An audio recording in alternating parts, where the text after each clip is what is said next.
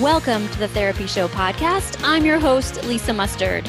In each episode, I interview a seasoned and knowledgeable talk therapist from the counseling world to glean valuable insights, techniques, and tools that you can apply to your practice and your life. And if you're considering a career in the counseling field or just want to hear about what it's like to be a talk therapist, then this is the podcast for you. This week's guest, Roger Nygard, tracked down the experts and some other extraordinary folks to solve the mystery of happy relationships. Along the way, he discovered scientific facts about how we truly find each other to begin with, what we can do to increase the chances of finding our soulmate, and how most of what we call fate is anything but. In his documentary, The Truth About Marriage, Roger interviews experts on how to find love, stay together, and keep the passion alive. Billy and I truly enjoyed this documentary, and I would highly recommend it to anyone who wants to unravel the mysteries of attraction and relationship psychology. Not only is The Truth About Marriage enlightening, it's also very entertaining. Listen in to hear more about Roger, why he wanted to do a documentary on marriage, and how he connected with so many incredible people to interview for his production. We hope you enjoyed this episode. Hey guys, before we dive into this week's episode, I want to tell you about a group I've created on Facebook. It's called the Talk Therapist Lounge, and it's a place where we talk therapists can find podcast guest opportunities. That's right, if you're a licensed talk therapist and you are looking to grow your reach and visibility, this group may be a place for you to start. I'm working to bring in podcast hosts who are wanting to interview licensed clinicians that can share their expertise and knowledge with their audiences. Why should you be a guest? That's a really good question. Let me tell you, people are crawling all over the internet, listening to podcasts and watching videos on mental health issues. My mission is to help spread the word about mental health treatment and help lower the stigma around mental health. And to do that, we need to get you guys out there sharing your knowledge, sharing your wisdom, and how you help people live their best lives. And it may help grow your brand and visibility and possibly help you gain new clients. I also share how to create a podcast guest one sheet and tips and ideas for getting yourself booked on shows. So will you come join us? Look for the Talk Therapist Lounge on Facebook. I hope to see you there. So hey everyone, welcome to another episode of The Therapy Show. I'm your host, Lisa Mustard, and today we have a different type of guest. He is not an actual talk therapist himself. However, the work he has done and the research he has done over the past couple of years, I would give him an honorary degree in the work of marriage and family issues. So welcome to the show, Roger Nygard. I'm really excited to have you. Thank you. Wow, what a great introduction. That's the best I've had ever. Oh, really? All right. Well, it's crazy how you came into my world. I actually was attending a 2-hour presentation the morning I got the email about your show and your documentary and your book. And the presentation was on emotionally focused therapy. And I spent, the morning kind of learning about this way of working with couples. And we talked about the Gottmans. We talked about Doherty. We talked about a lot of the people that you interviewed. So when I got the email, I was like, oh my gosh, like something's going on in the universe. It's really cool. So can you, let me stop talking. Would you introduce who you are and what you do and like all that good stuff? Mm-hmm. Yeah, well, I'm a filmmaker, I guess is the best overall title. And I've been making films since I was 7 years old when I found my dad's 8mm camera, and I've never stopped. I've been mostly intrigued by comedy and making people laugh. That's what I always tried to do. And as time went on, when I got through college, my productions got a little bigger, maybe kind of the same, but just bigger budget slightly. And then I moved out to Los Angeles to look for a job in the film business. And I started out as an assistant, a messenger at the bottom rung, worked my way up, eventually made my own short film, which led to making feature films and then documentaries. And when I made the switch to documentaries, it was really a pivotal change for me because I realized what I love most is finding a topic, or because I'm obsessed with topics. I already have plenty of obsessions about ideas and concepts, and then investigating them, especially things that are really bothering me or keeping me up at night. My first documentary was more of a portrait of a subculture. It's about Star Trek fans, and it's called Trekkies. And I investigated who are these people? It was more of an anthropological study. Then I made a documentary about UFO fanatics in Roswell. It's called 6 Days in Roswell. Like, what's going on there? Why are these people so obsessed with aliens? Then it took a switch toward the most impossible topic I'd ever tackled, which was existentialism. How do you make a documentary about existentialism? It's impossible, right? Well, that's what intrigued me. It's an impossible to solve question, which was, why do we exist? And so I tracked down experts in every belief system, every religion, and interrogated them and asked them, why are we here? What is our purpose? Until I had satisfied for myself, worked out for myself, my own existentialist crisis. When I finished that film, I took it to film festivals, and inevitably at film festivals, you get the question, what are you doing next? And you have to have an answer or you sound like an idiot. And I didn't have an answer. So I was at the USA Film Festival in Dallas, and somebody asked that question, and I made a joke, which was, well, I just studied existentialism. I need to find a topic that's even more inexplicable than existence itself. And what the only possible thing that could qualify is marriage. And it got a big laugh from people. Right. So I worked into the routine as I went from film festival to film festival. I started to think, that is a good topic. I really am perplexed by relationships and marriage, because I felt like I was such a failure at having a good relationship or making one last, or solving this idea that we're all supposed to find a soulmate or find that person and spend our lives together happily. And I was not doing that well. So I formulated my new core question, which was, why are relationships or marriages so hard for people? I set out to solve that mystery, and that's what this new documentary, The Truth About Marriage, became. Me going on this journey, learning about relationships and marriage. And as you, the viewer, you come along with me, and you learn as I track down these different psychologists and therapists and everyday people and anthropologists and ask them the hardest questions I could come up with about relationships. Yeah. Wow. Cool. I love it. And I love, okay, first of all, I got to just tell you, you are speaking my husband's love language when you say aliens and existentialism. And so I just really think it's cool how you have really gone after what you're passionate about and what interests you and what big questions you have about life. And then, you use the word failure. And I was thinking as you were saying that, like, failures are feedback, and that's something that as a therapist, like, I really hone in on with couples, when they talk about failures and all that. But that's aside, because I think as a marriage and family therapist, when I saw your documentary and I started reading your book, I was like, this is so good. And it needs to be, in all graduate student programs. This is such a great documentary because it's just by you with this big question you wanted to go and have answered. And you went to all these different experts. You talked to therapists and you talk to researchers. And so I thought that was just, you got the science and then you got the practical tips of how to actually, make it all like come together and put it together. Okay. So I have so many questions because I'm still reading the book. I've watched the documentary twice, and I'm just really excited that you touched this, that you've done this. So when you started to ask that question, why is marriage so difficult for people? How do you answer that now? I know that's a big question. No, the experts had answers. Yeah. And so the first 20 minutes of my documentary are really all about the problem. The first half of the documentary is really dissecting relationships and marriage. And the second half is, now that we're here, what do we do about it? And the answers they gave are, we are having a hard time in relationships. Number one, or one of the, not in order of priority, but just one of the reasons is because there's a crisis of choice. We have so many choices now. We're not designed to have so many choices. Our brains get overwhelmed. They've done studies. When you go to a supermarket, if there's more than 5 choices, the brain overloads. We like to have 3 to 5 choices. That's the perfect amount. But now you can swipe right. There's thousands of choices. And so you're going to, well, did I pick the right one? Maybe I should wait. I'm settling too soon. You're going to be plagued with doubts because you have so many choices. And it's a benefit to our lives too to have so many choices, but it's a difficulty in dealing with it. And so we have to deal with that. That's one problem. Why relationships are so hard. Another problem is that this comes from the anthropologists.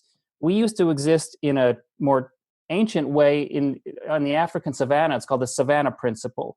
We lived in a small tribe or group of, or a band, actually they call it a band, of 150 or fewer, and everybody shared everything. And so you didn't need to get all your needs from one person. You didn't expect to get all your needs from one person. You had the whole tribe to turn to for whatever your particular need was. Now, because of the way our culture has changed since that time, we are taught and expect that one person will satisfy all our needs. And no one can do that. And so naturally, of course, we're all frustrated.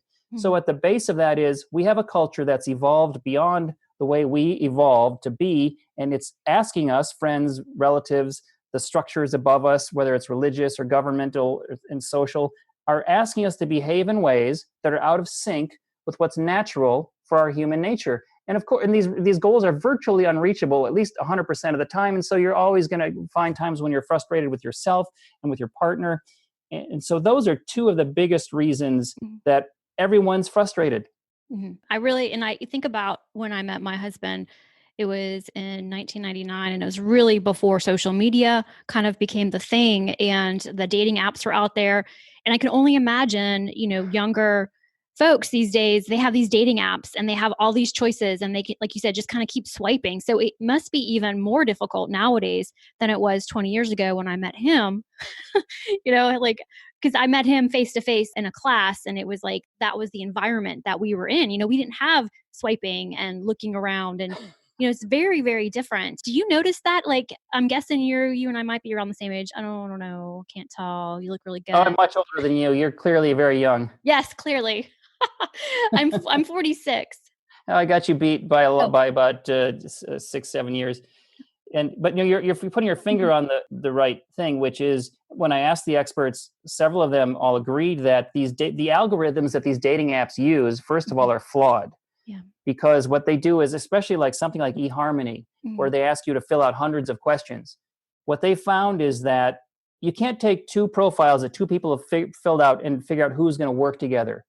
All that really matters is you look at their pictures, or you kind of like how they look and how close are they. Yeah. That's what the app is for. Now you got to meet a lot of people, because the way you decide whether someone is right for you is face to face, and you get a feeling. How do they make you feel when you're together? That's how you decide. And that's based on, obviously, you're going to chat and talk and get to know each other, but there's a lot of nonverbal communication going on, that our bodies are communicating with each other. And one of those is primarily, do we have compatible immune systems, which means are they opposite immune systems? Yeah. If you meet someone and maybe you go on a date and you kiss and there's no spark, it may be because your immune systems are too similar. And when there is that, oh my God, I was so attracted immediately, it could be because you have opposite immune systems. And that's because Mother Nature wants, when two people combine their genetics, it's better for the child to be able to draw from two very dissimilar immune systems. It gives the baby a better chance for survival. We interpret that as passion when you meet someone. Yeah. Very cool. So cool how science can be translated into like real world practicality. I think that's really neat. My husband and I are completely different ethnic backgrounds and different parts of the country. So I don't know. I do think the cool thing about my husband, Billy, is he wasn't going to watch it with me because he's like, oh, sounds like your work. No, I don't want to get into the touchy feely stuff. But then, yeah, he's like that. But then when I turned it on and he saw Christopher Ryan, oh my gosh, he was like, I'm in. Because he's heard Chris Ryan on some other shows or information, and he just got really into it.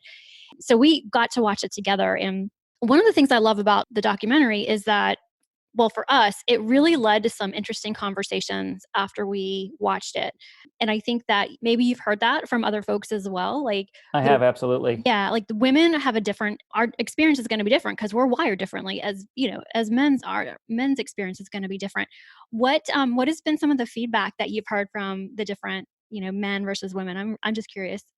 We feel like there's this adversarial thing, men versus women. And we really have the same goals, ultimately. We want to be happy and be together and enjoy our time together and not be at odds with each other. We're naturally at odds a little bit because there is this idea of masculinity and femininity, and we all have it, certain amounts of both energies, a certain percentage. I have a certain amount of feminine and I have a certain amount of masculine. Obviously, we all feel that on average, men have more masculinity than women generally. And what a lot of the experts talked about when I asked them about men and women interacting was that what works best is when you have a masculine and a feminine. It seems obvious, right? We're meant to complete each other, not to duplicate each other. You don't want to date your duplicate. And that's why another problem with eHarmony, you don't want to find your exact duplicate. You do want to find someone who is very interesting, as Dr. Gottman puts it, yet very different from yourself. Because, well, multiple reasons. One is that they provide strengths to your weaknesses, seems obvious, but also you need to be challenged. Mhm. You need, your music collection can be improved by someone with different tastes. You can have someone who's maybe you are in dire need of a fashion consultant. I know I certainly benefit from that. Or a financial manager, or, it's better to have someone who is very different from yourself. And passion comes from the opposites of masculinity and femininity. Mhm. And there's a chapter in the book entirely devoted to reclaiming that passion that everyone admits the passion drops when you get into a relationship. Over time, it's going to drop. And it's designed to, Mhm. because that initial spark that brings you together is about creating new life. And once you have a new child or new life, you've got to shift your energy from passion to compassion and raising this child. And so naturally it's designed to fall, but we want to recapture our passion sometimes. And there are ways to do that. And it's all about recalibrating that polarity. That's one big part of it anyhow. Yeah. I mean, I'm just flashing to all these different experts in your movie and in your book, and I'm hearing their voices in my head. And like I'm hearing the guy who talked about, how do you reclaim that passion, having a new experience together that involves activity of some sort. And he suggested like bouncing on balls, that something you've never done before. And Little that, bouncy balls that kids yeah, bounce on. Yeah, that was yeah, how they did the experiment. yeah. That's how they discovered this. One formula for increasing your passion is to do the things you used to do when you were dating, which was you would go to interesting places and do interesting things that generally were physical activities that were fun, that both people liked. And you stop doing that. When you start doing it again, the excitement you get from being at a comedy club or going on a roller coaster gets transferred to your partner. Yeah. And so then you share and you bond, and the energy comes back, and the passion comes back as well. Yeah. Yeah. No, I'm nodding because I'm thinking it's so true. Like I'm just drawing on my own experiences. Now, are you married now? No, I'm single. You're still And single. that's the biggest criticism I get is how can we listen to a single person pontificating about marriage? And Dr. Doherty came to a film festival screening in Minneapolis at the Twin Cities Film Festival. William Doherty is one of the psychologists and marriage therapists I interviewed. And he wrote the foreword to my book. Such a great person and so calming and informative to listen to. Just a wonderful therapist in person. And someone asked that question at the film festival at the Q&A afterwards, and he answered for me. He said that he's been interviewed many times in his life, and he said it's the first time that someone came to him with a different perspective as an outsider. He said mostly when people come to him, they've already been married. And when someone's been married, they have their own theory of marriage and they're expecting him to confirm their theories.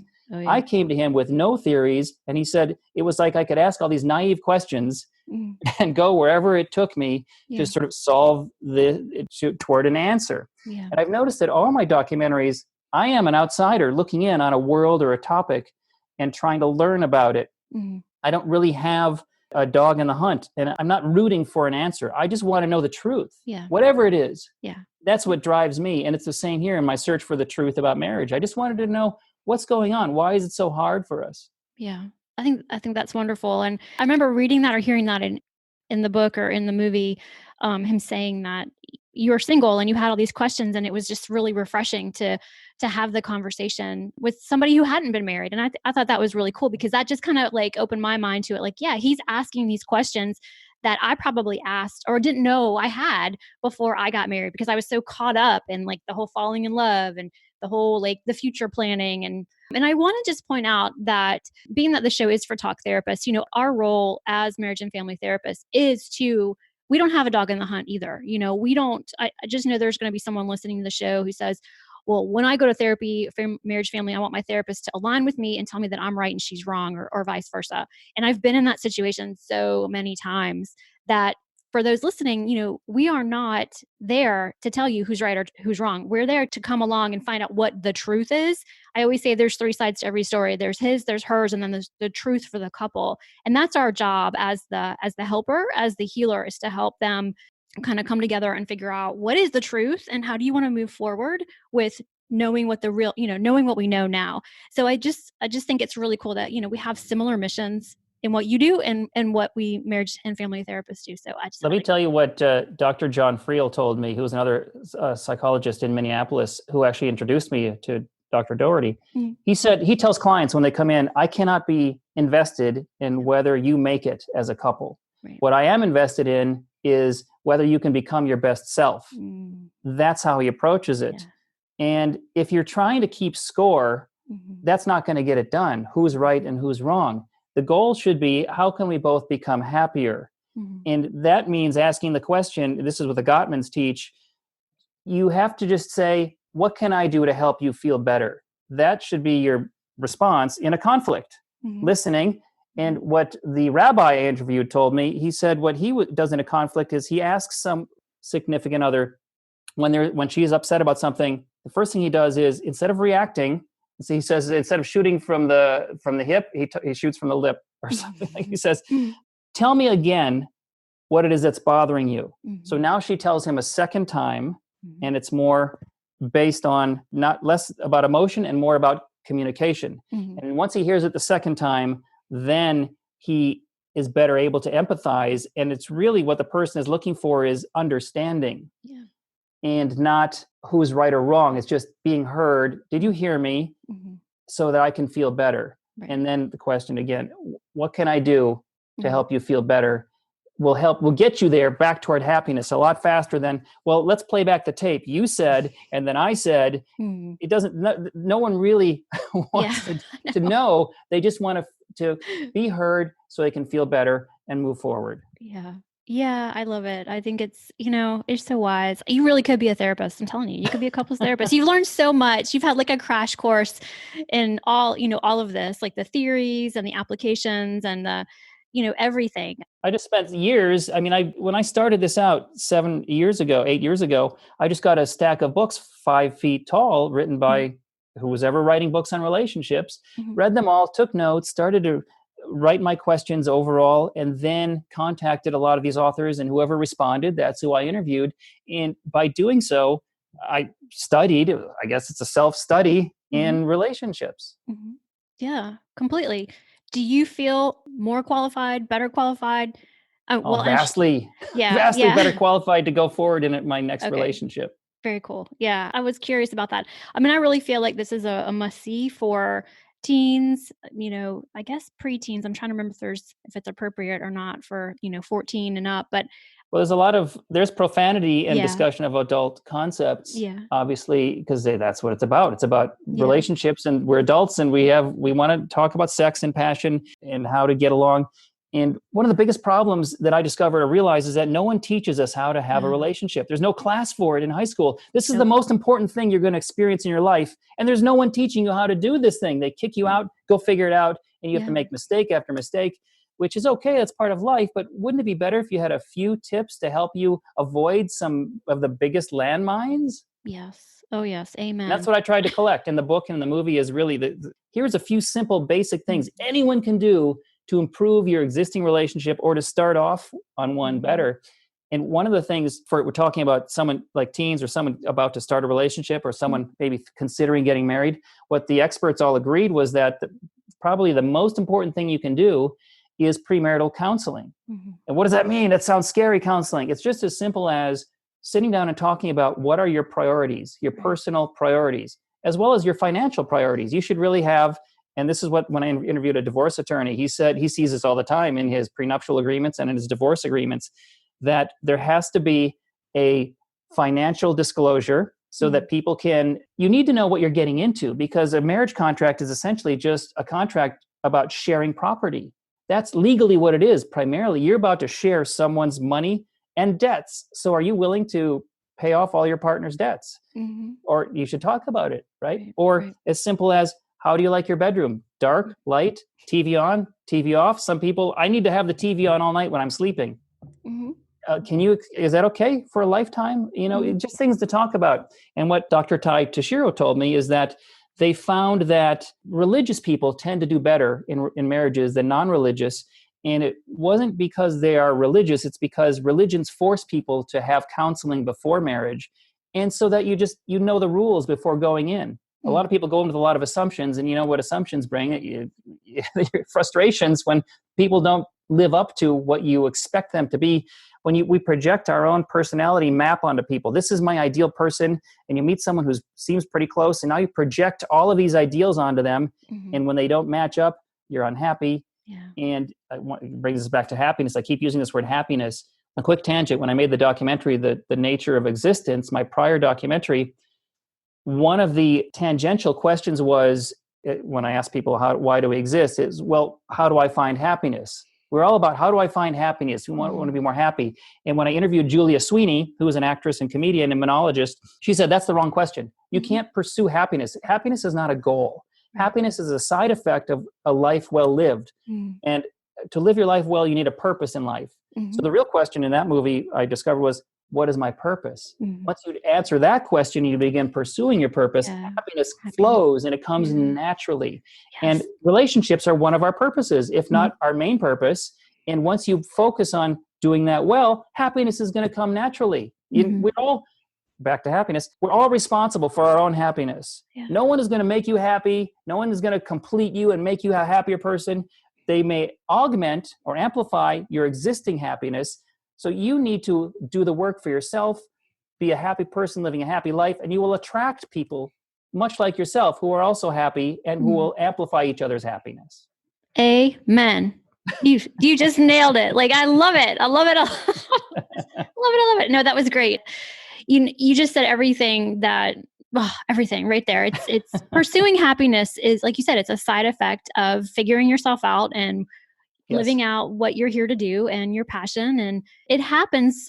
It's not something that we can just go for every day. And I was listening to a podcast earlier today, and she was saying, the opposite of depression isn't happiness. It's finding meaning and finding purpose. And I was like, that is so true.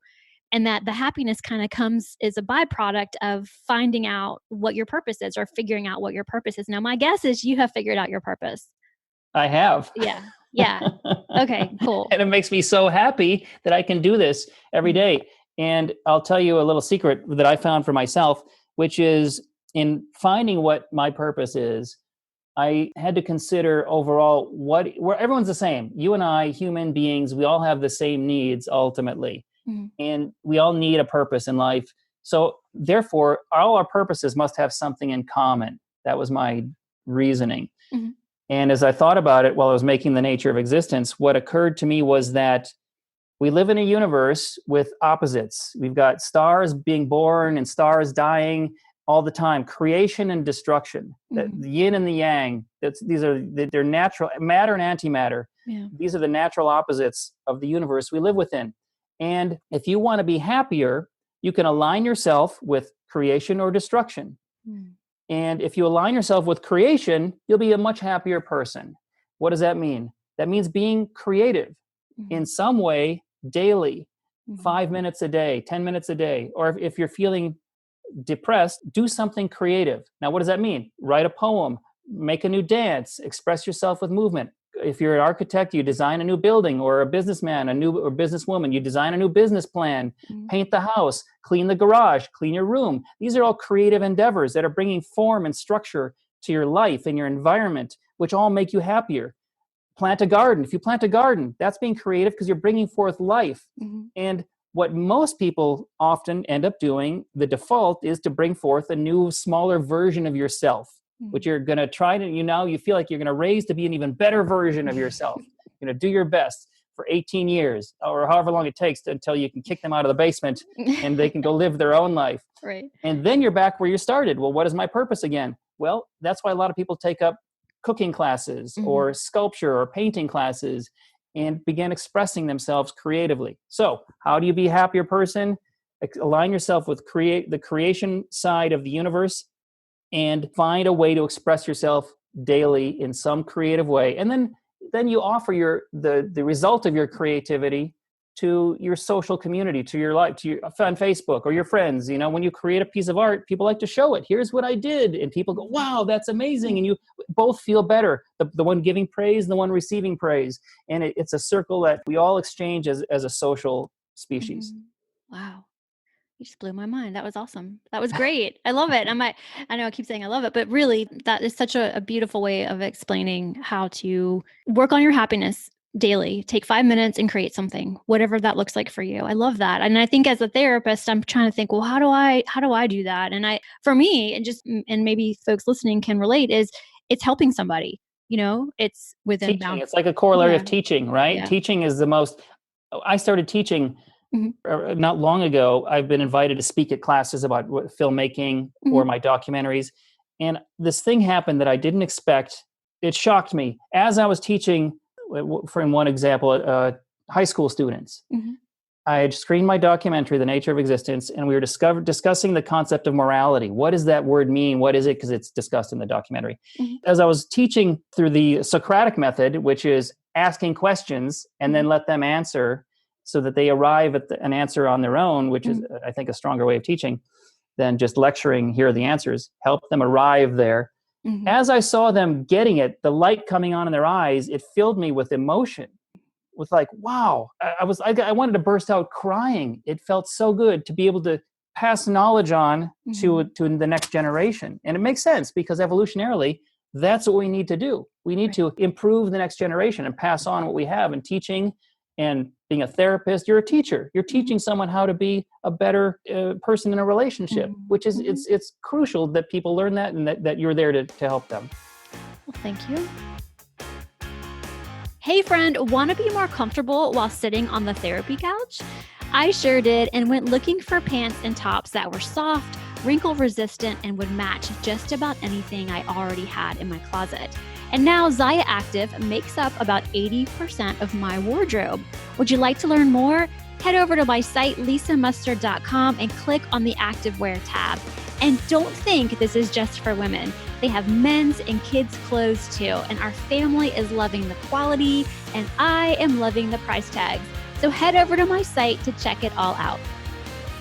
Do you see that in your future, doing more of that? Maybe teaching more, coming up with your next documentary? Yeah. I think so. And I realize that's kind of what my documentaries are. They teach, there's a lesson underneath my documentaries, all of them. And I didn't necessarily know that's what I was doing when I started out, but I've come to realize it. And no one wants to be lectured to, they fall asleep. But if you can entertain people and then slip in the message, that's the best way. So all my documentaries are first, they're a comedy because I try to find the humor and humanity in whatever I'm doing. So if you watch Trekkies about Star Trek fans, it's a really funny documentary, but there's a heart to it because there's a heart to the subject. These Star Trek fans, the first half of the film, this is my trick, my technique. I'll show you something in the first half of a movie and then cheat your expectations in the second half. And in the first half of Trekkies, you go, wow, these people are weird. Look how weird they are. They dress strange. They do weird things. This woman is going to a jury duty in a Star Trek uniform. How bizarre. She's strange. And then by the second half, you're going, they're not so bad. These people are all right. Because you start to learn about them and see how what drives a Star Trek fan are things like the Prime Directive. There's a TV show that has as its base a philosophy of everyone is equal, everyone's getting ahead in the future, everyone has a chance, whether you're disabled, male, female, there's male captains, female captains. We're going boldly forward and exploring the universe. It's a positive version of the universe. The Prime Directive is do not harm any other culture. There are all these positive messages in Gene Roddenberry's universe. I came to learn this by just studying these people. And they all express these positive values as part of their belongingness in this social group. And so you start to feel that by the end of the documentary. In The Truth About Marriage, similarly, I start out with destroying this established idea of religion by examining it and then rebuilding it and coming to a conclusion that, it's actually a good thing that we're getting together as people, which is kind of the twist ending. Yeah, because you kind of build this case for, do we really need marriage? Some of your guests or some of the folks that you interview, and I was fascinated by, I think it was your neighbor, you said, and she lived a couple doors down. Rachel Hope, yes. Yeah, I was fascinated by that. And I looked at Billy and I was like, you think we could do that? Like, do you think that we could have done that? And he was like, no, you wanted marriage. But yeah, her thing is partnered platonic parenting, where she has had 2 children with 2 different men who are not romantic. They're not romantic in a relationship. They just decided to have a child together, and she's about to have a third with a third man. Really? And so she wrote a book about this idea of, if you want to have a child, but you don't want to take the risk of the weather patterns of romance, a better way to do it, or one better way, is to find someone who is a good match as a parenting partner as opposed to a romantic partner. I thought that was really interesting. Really interesting. There was another, the polyamorous couple that you also interviewed. Everybody's curious about polyamory, aren't Yeah. they? Yeah. But they give a face to it and they explain it so well. And they are both so committed to each other that it really helped me understand what polyamory was about. It's not just, oh, I want to have, relationships and sex with all these different people and I'm just kind of this free spirit. It's like, no, they have a commitment to each other. They are in this for the long haul. And you explain it better. I'll let you talk about that because I don't want to get it wrong and like, yeah, Well, yeah, it's polyamory often gets mixed up with polygamy, yeah. and what do these things mean? And Mhm. polygamy is having multiple wives, Yeah. and polyandry having multiple husbands, and these are different ways humans have had of existing in a multiple partner marriage. Mhm. But polyamory is when a couple, married or otherwise, decides that they are going to date each other or be with each other or marry each other, yet not deny their feelings and desires to want to do this or date or see other people as Mhm. well. Right. They have a primary, right? Mhm. So that becomes this person's primary. And then even though they have a primary, they might have secondary and other lovers. Mhm. Part of the reason that they arrive at this place is because, is how they put it, they Mhm. start out by being honest about who they are and what their needs are. If anyone listening to this thinks about when you go on a date or when you have dated someone in the past, remember how you would show up and you put on your mask. Mhm. This is my best version of myself. Because I want to impress this person. I Mhm. don't want them to reject me. Right. And they're doing the same. And now these two masks are dating and maybe even get to the point of getting married. And it's hard to hold a mask up for your whole life. Mhm. Eventually it's going to slip and there's going to be frustration, anger, upset. You're not who I thought you were, Right. etc. Yeah. The polyamorists approach it from, here's who I am entirely from the beginning. Mhm. And polyamory requires open communication for it to work. Their relationship works not because they're polyamorous. It works for them because they were so open and honest with each other about who they are and what their needs are before they decided to become a couple. So they're really being vulnerable and putting themselves out there pretty quickly, I'm guessing, in their relationships or in their they call They them talk about it. They have to. They call it renegotiation of contract. Every yeah. day they renegotiate their contract, Yeah. and not in a formal way, but just in a way, in a recognizing that things Mhm. change, people change. Mhm. It's really hard to promise that to love someone forever. You can't promise to have a feeling in 10 years. You have no control over feelings. So it's more of a goal to say, I promise to love you forever. Mhm. And Rachel Hope, who we just mentioned, she put it in a behavioral sense, where you can measure behavior. I like her approach. She felt a better vow might be, I promise to behave lovingly toward you Yeah. forever. Right. Even through the hard times or through divorce. And Yeah. after divorce, I will behave lovingly forever. Mhm. That's something you can promise to do. It's measurable and more realistic. Right. Oh yeah. Yeah, I think that's really wise. I like how she says that. So you interview a bunch of your friends in the documentary as well. And it is really interesting to see the different types of couples. And there's a couple that I don't want to give it away, but they get married and then 5 years later they're in a different place. And he seems to be a little bit older than her and she's from a different country, she's younger. And I guess we'll just say it doesn't end up. It's a classic mail order Yeah. bride syndrome, Oh. right? Is that really what it was? In a sense, I mean, Okay. I have a friend, he's a screenwriter. He Mhm. wrote successful movies in Hollywood. One of them is called Constantine with Keanu Reeves. And so he was a very successful filmmaker. Mhm. We met as filmmakers and became friends. And he met this woman at a party at my house. And they fell in love and dated over a couple years and decided to get married. She lived in Prague. She was Mhm. visiting the United States from Prague, a Mhm. student, an economics student. And they married. And he's must be 15, 20 years older than her. He imported her from Prague to be his wife. And they talked about how the reason he decided to get married is because he felt his life was so much better with her in it than without. Mhm. I checked back on them 5 years later to see what happened as they were signing the divorce papers. Mhm. And they were talking about how they had moved beyond their marriage. And as a divorced couple, they were now much better friends than they had been during the last year of their marriage, because what they shared was no longer tied up romantically. There you go. Mhm. It's so weird and bizarre how when you love someone so strongly, how sometimes it can end and you never talk to them again. Yeah. What Right. happened to the friendship? Yeah. It's this explosion and everything is dissolved or destroyed sometimes, which seems it doesn't have to be like that. If you have a better understanding of who you are and an understanding of your partner and who they Right. are. Right. And a mutual respect still, I think they still respected each other a good bit. And and part of the reason I became a therapist in marriage and family is because I am a child of divorce. And when my parents divorced, they did not respect each other. They did not speak to each other. And it causes huge rift in the family.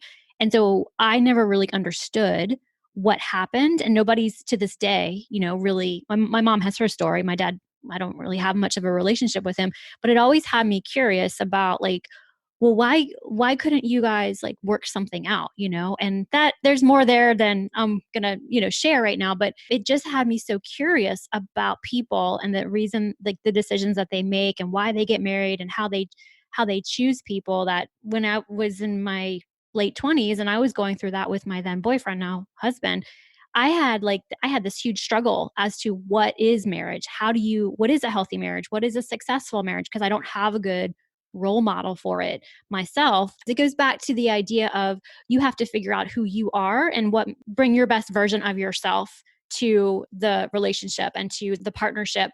And what does that mean? He can't make me happy. I have to make myself happy. I have to figure out if he were to go away tomorrow, would I be okay, with myself?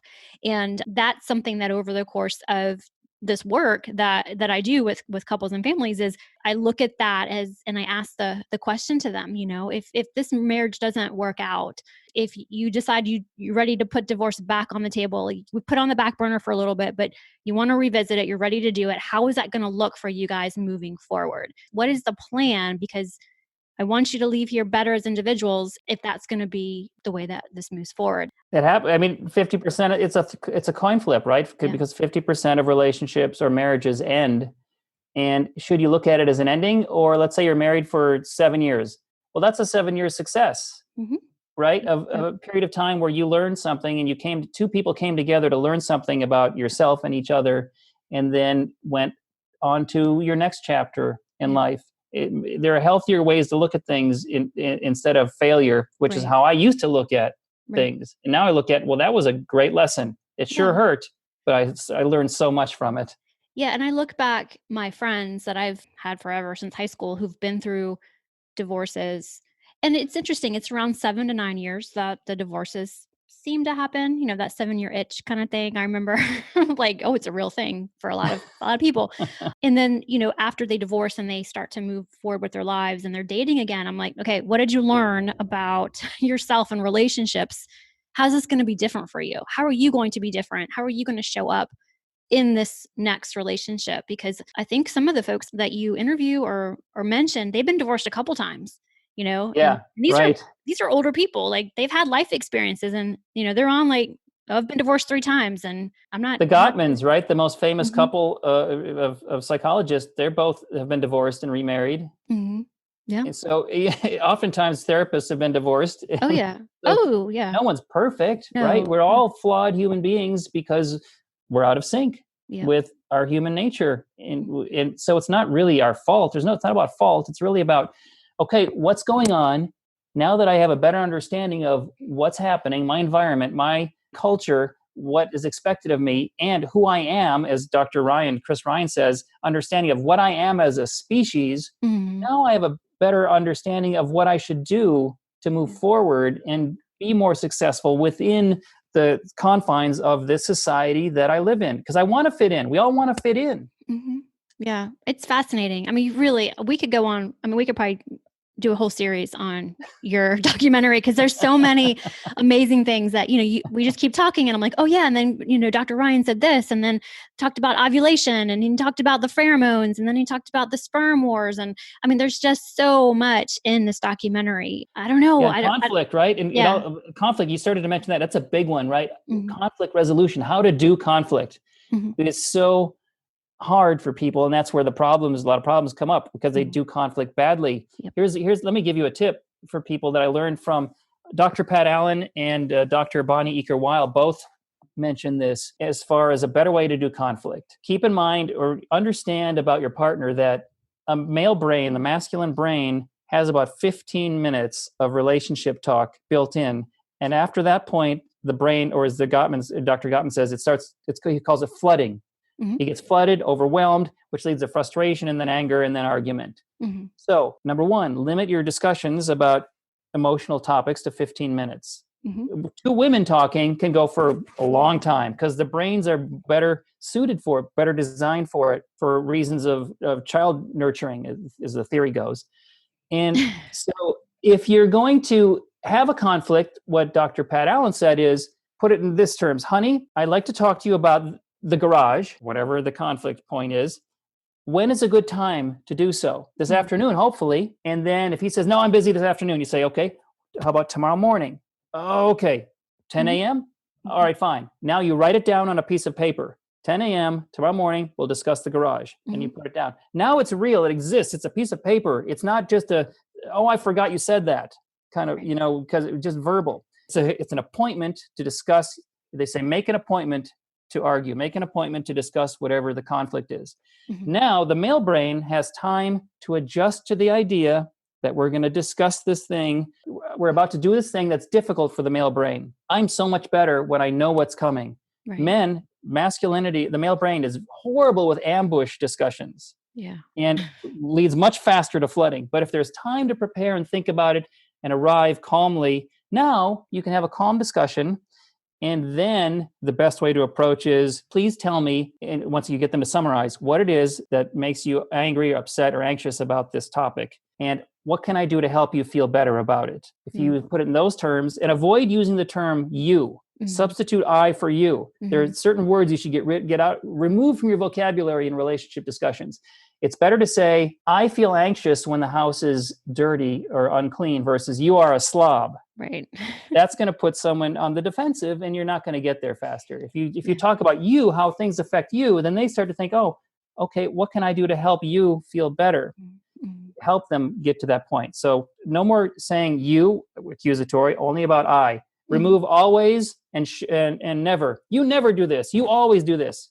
If you say you always make a mess, you're wrong right from the start, because no one always or never does something. Right. Yeah. What is it about it? It makes me anxious when the garage is a mess. So limit your discussions about conflict, approach it in a certain way, and it'll just go so much better. And you'll arrive to a better solution with more quickly and everyone feeling better about each other. Oh, completely. You just summed up communication 101 for couples right there. It was awesome. And I think I want to, a lot of this stuff they teach us in school, they teach us this in grad school, and they give us all these different worksheets we can give our couples. But until you're actually in it and you have to remember these skills, it's really difficult. So it's counterintuitive, right? Yeah, totally. Particularly for the masculine brain for some things and the feminine brain for other things. Yeah. I've had to kind of, I don't want to say train him, but I've definitely said, okay, this really helps me when we're talking about hard topics. I'm going to approach it like this. Could you approach it like this? So we actually have a conversation about how we want to talk about the hard stuff. And that's been... Yes. Tell your partner what you need, right? Yeah. Ask for what you need. Give them a list. Give them... I was dating this woman one time and she was very unhappy with me. And so I finally said, just give me a list of what you want. And so she did. She wrote down the 10 things she wanted, which seems craven and silly, but I loved that. Now I had the roadmap to what made her happy. It was things like, hold my hand, tell me you miss me, open the car door for me. Yeah. Okay, I can do those things. I didn't know it meant so much to you. It's like learning your partner's love language. So you have to learn it so you can give them what they need. You got to we make the mistake of assuming our partner needs what we need. Right. And they don't necessarily. And if we give them what we need, it doesn't count. You've got to love that person in the way that they need to be loved for it to count. And it's important that I'm kind of thinking, over the years of working with couples, and you have to feel safe with your partner that you can ask for what you need and what you want and be vulnerable, knowing that you are going to be safe and that you're not going to be rejected, that your needs... Have the courage to say to your partner, have the courage to say, I can't give you that. Right. If you can't, because it's the only fair answer. To lead them on is not fair. Right. And also for women, or I say women because I'm a woman, I'm thinking about me and my stuff. It's not fair for me to hold that back from whoever it is that I'm dating or my spouse, because he can't read my mind. And then we start getting into this crazy resentment building. Like I'm already building a resentment in my head before we even have this conversation. Like I've been in that space as well. And I know a lot of couples can get into that space. So I really Right. Another love, word, should. Use the yeah, should. He should know. He should know what I yeah, want. Get rid of the word should from your vocabulary. He does right. not know. I'll tell you Yeah. right now. He has no idea what He's you want. He's clueless. He's clueless. confused, and he needs your help. Yes. SOS. This is so fun. I really have enjoyed this conversation so much. So tell us about the documentary. Is it out? I don't know. Is it out Yes, yet? It is. just Okay. now released. Okay. It's called The Truth About Marriage. If you want to Mhm. know where you can find it, it's on Amazon or iTunes or wherever you get your video on demand. You Okay. can go to my website, thetruthaboutmarriage.com, and there are Mhm. links there where you can go to wherever Xbox you watch movies on, wherever you watch movies right now, you Mhm. can find it. And the book is on Amazon as well, The Truth About Marriage. Yeah, the book is great. And I think too, and it's a really easy read. It's got these chunks of information. It's not a hard read, I guess. It's not like a clinical theory book. It's very practical. It's very just great information. I do have a question for you. I was looking at the bibliography. And the last one by George Yancey and Michael Emerson, Does Height Matter? An examination of height preferences in romantic coupling. And I haven't found it in the book yet. What did you find about that? Because I have to tell you, I'm 5'1" and my husband is 6'3". So I'm like super curious. Women always say that height matters, or most often do. If you look at dating profiles, they list, I want a man who's over 6 feet tall. Uh-huh. And if you look at humans, men are taller than women on an average. I think it's a 4-inch differential on average. So that's typically how it stacks up. Women want a man who matches what's normal for society, which is someone who's about 4 inches taller than them, give or take. Not too much taller, not too much. But one thing Ty Tashiro talked about, he's a psychologist. He wrote the book, The Science of Relationships, Mhm. The Science of Happily Ever After. Mhm. And he said, if you approach dating and relationships from that point of view, if you say, I only want a man who's over 6 feet tall, you're immediately eliminating 80% of all the men on the planet. Mhm. And your soulmate, or the right person, the person with all the other qualities you're looking for, might be in that 80, very likely is in that 80% that you've just eliminated for Yeah. this physical reason Mhm. that maybe isn't as important as you think it is. Right. And when they looked at metrics on dating sites, people would have this long list of things they're looking for: good sense of humor, compassion, brings me flowers, whatever.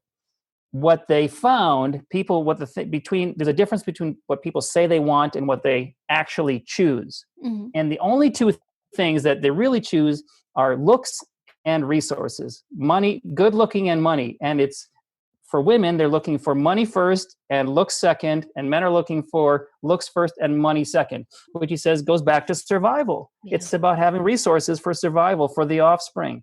It's not about being money craven. It's just a recognition of the reality of existence. Yeah. These are what are important.